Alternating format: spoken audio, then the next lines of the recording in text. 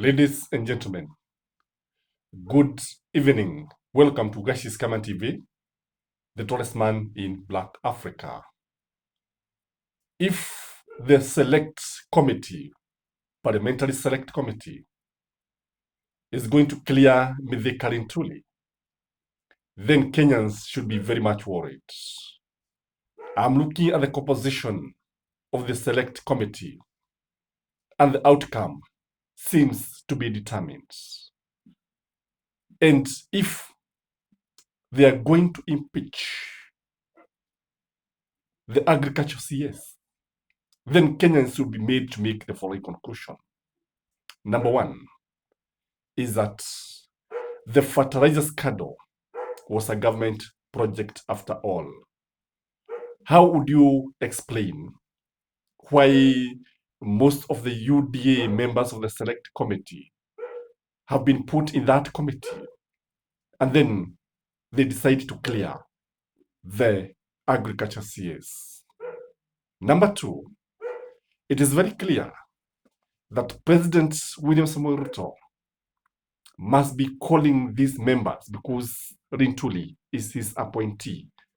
And whatever outcome they are going to come up with will be determined by the wishes of the president. Remember, it's all about politics. Remember, it's all about 2027 general elections.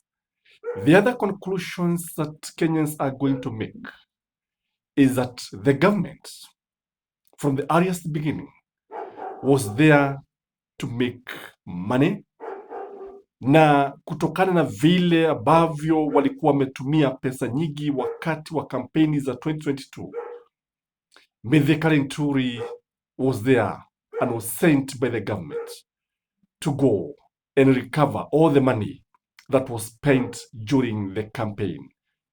I'm looking at this issue, the whole scenario, and one thing is very clear, that the president had all the powers, had all the mandate to stop Mithika Linturi from doing whatever he was doing. He has all the powers to fire his appointee because a CS holds office at the mercy of the president.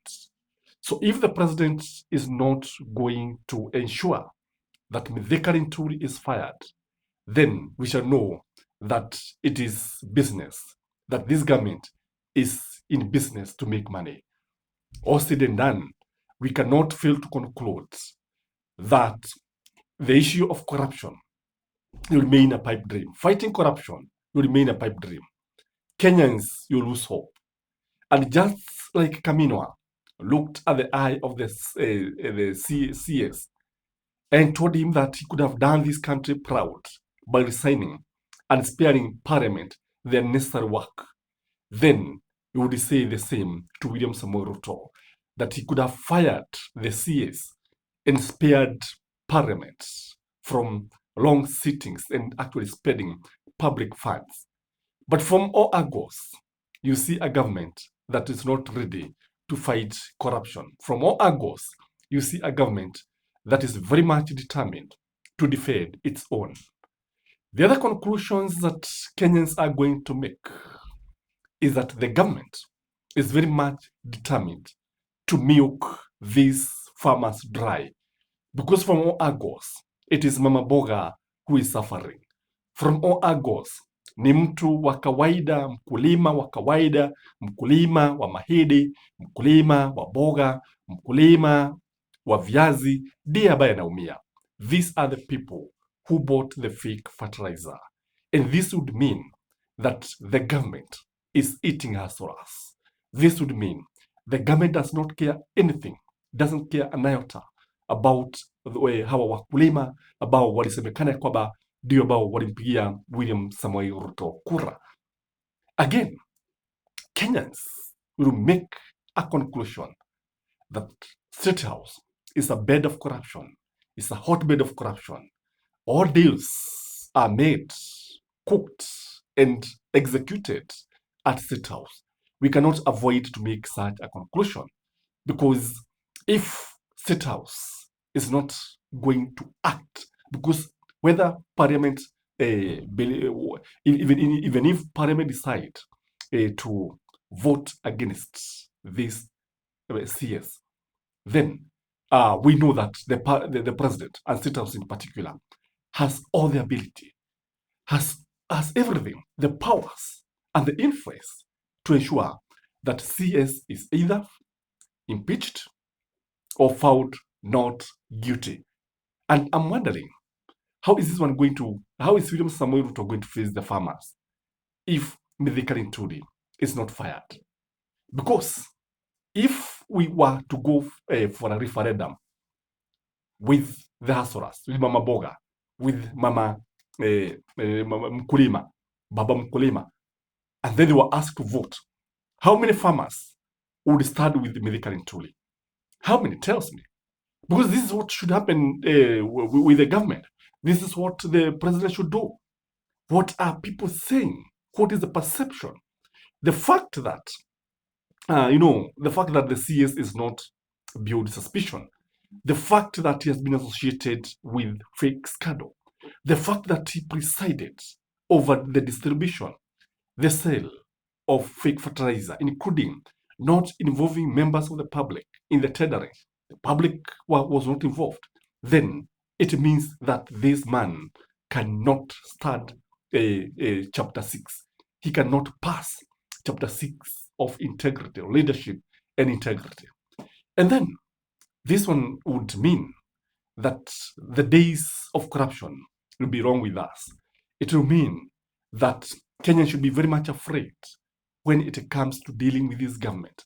It means that this is just one of the many scandals that are coming. It means that Kenyans will be on their own. It means the farmers will be their own. It means that we have nothing to expect from this government other than corruption. It means that even Parliament is henpecked by the executive, because Parliament should assert itself and should tell William Samoei Ruto, we are going to stand with the farmers. And if this man is not fired, then we should go for William Samoei Ruto and impeach him. In fact, William Samoei Ruto should have been impeached by Parliament in the morning. Reason, he has not been able to defend the Constitution, because there's that chapter 6 of integrity, leadership integrity, that should be protected by none other than the president himself. But when it comes now to firing his CS, that is where he draws the line. That is why he stopped addressing the issue of corruption. So Kenyans must be very, very much afraid. Kenyans must be very, very careful. Kenyans must be very, very watchful, because from all angles, if anything, what was going on in that select committee is anything to go by, then Mithika Linturi should go.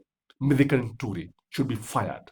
Mithika Linturi has no business being the CS in that ministry. Remember, agriculture is the backbone of our economy, and anything that is going to ensure, anything that is going to ensure that the farmer suffers, anything that is going to affect food production in this country should not be compromised. I've always said that this issue of fertilizer should be treated as treason.